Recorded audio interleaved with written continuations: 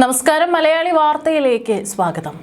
സംസ്ഥാനത്ത് ഓണാഘോഷം തകൃതിയായിട്ട് നടക്കുകയാണ്. പലയിടത്തും വലിയ തിരക്കുകളാണ് അനുഭവപ്പെടുന്നത്. ഈ ഒരു സാഹചര്യത്തിൽ അതിശക്തമായിട്ടുള്ള മഴ മുന്നറിയിപ്പ് നിലനിൽക്കുന്നതാണ് മലയാളികളെ സംബന്ധിച്ച് ആശങ്കയുണ്ടാക്കുന്ന ഒരു കാര്യമെന്ന് പറയുന്നത്. ഏതായാലും സംസ്ഥാനത്ത് ഇനി ഓണം വരെയുള്ള ദിവസങ്ങളിൽ മഴ ശക്തമാകുമെന്നാണ് കാലാവസ്ഥാ വകുപ്പിന്റെ പ്രവചനമുള്ളത്. ബംഗാൾ ഉൾക്കടലിലും ഒഡീഷ ആന്ധ്രാപ്രദേശ് തീരത്തിന് മുകളിലായിട്ട് ചക്രവാത ചുഴി രൂപപ്പെട്ടതിനെ തുടർന്നാണ് ഇന്നു മുതൽ പരക്കെ മഴയ്ക്ക് സാധ്യതയെന്ന് കേന്ദ്ര കാലാവസ്ഥാ വകുപ്പ് അറിയിച്ചിരിക്കുന്നത്. അടുത്ത 24 മണിക്കൂറിനുള്ളിൽ ഇത് ന്യൂനമർദ്ദമായി ശക്തി പ്രാപിക്കാനും സാധ്യതയുണ്ടെന്നും മുന്നറിയിപ്പിൽ പറയുന്നു.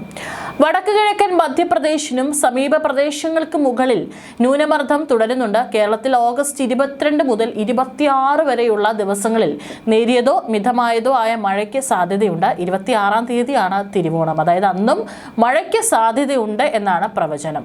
ഓഗസ്റ്റ് 23, 24, 25 തീയതികളിലും ഒറ്റപ്പെട്ട സ്ഥലങ്ങളിൽ ശക്തമായ മഴയ്ക്ക് സാധ്യതയെന്നും കേന്ദ്ര കാലാവസ്ഥാ വകുപ്പ് അറിയിച്ചിട്ടുണ്ട്.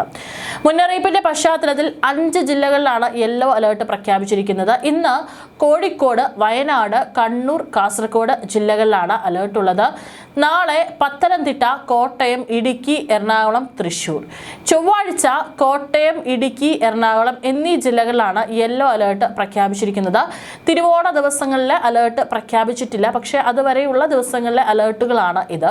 ഒറ്റപ്പെട്ട ശക്തമായ മഴയ്ക്കുള്ള സാധ്യതയാണ് ഈ സ്ഥലങ്ങളിലെല്ലാം തന്നെ പ്രവചിക്കപ്പെട്ടിരിക്കുന്നത്.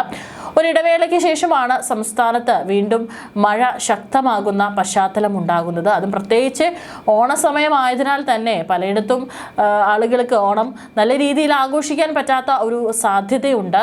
ഏതായാലും മഴയ്ക്കൊപ്പം മണിക്കൂറിൽ 40 കിലോമീറ്റർ വരെ വേഗതയിൽ കാറ്റും വീശിയടിച്ചേക്കാനുള്ള സാധ്യതയുണ്ട്.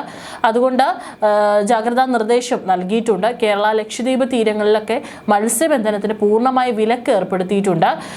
തിങ്കളാഴ്ച, അതായത് നാളെ കേരള തീരത്തും ഉയർന്ന തിരമാലകൾക്കും കടലാക്രമണത്തിനും സാധ്യതയുണ്ടെന്നും ദേശീയ സമുദ്ര വിവര വിശകലന കേന്ദ്രം മുന്നറിയിപ്പ് നൽകിയിട്ടുണ്ട്.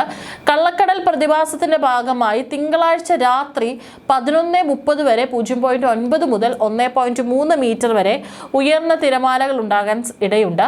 ഇതിന്റെ പശ്ചാത്തലത്തിൽ മത്സ്യത്തൊഴിലാളികളും തീരദേശവാസികളും പ്രത്യേകം ജാഗ്രത പാലിക്കണമെന്നും നിർദ്ദേശം നൽകിയിട്ടുണ്ട്. പൊതുജനങ്ങൾക്കും മത്സ്യത്തൊഴിലാളികൾക്കുമുള്ള ജാഗ്രതാ നിർദ്ദേശങ്ങളും പ്രത്യേകം പറഞ്ഞിട്ടുണ്ട്. കടൽക്ഷോഭം രൂക്ഷമാകാൻ സാധ്യതയുള്ളതിനാൽ അപകട മേഖലകളിൽ നിന്ന് അധികൃതരുടെ നിർദ്ദേശാനുസരണം മാറി താമസിക്കണം. ചെറിയ വള്ളങ്ങളും ബോട്ടുകളും കടലിലേക്ക് ഇറക്കുന്നത് ഈ സമയത്ത് ഒഴിവാക്കേണ്ടതാണ്. കള്ളക്കടൽ പ്രതിഭാസത്തിനും ഉയർന്ന തിരമാലയ്ക്കും സാധ്യതയുള്ള ഘട്ടത്തിൽ കടലിലേക്ക് മത്സ്യബന്ധന യാനങ്ങൾ ഇറക്കുന്നത് പോലെ തന്നെ അപകടകരമാണ് കരയ്ക്ക് അടുപ്പിക്കുന്നതും.